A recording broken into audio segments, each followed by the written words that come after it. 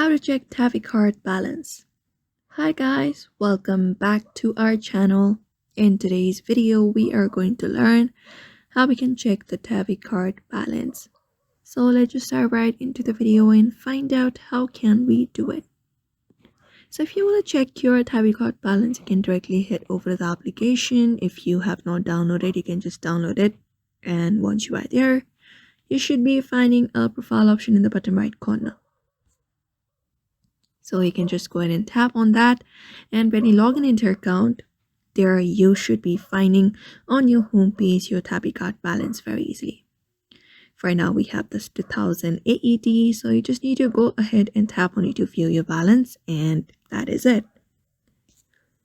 If that doesn't work, what you can do is head over to profile again, and this time you can directly contact the Tabby support team and provide each and every information they will be asking. And once that is done, you should be able to get your Tabby card balance again.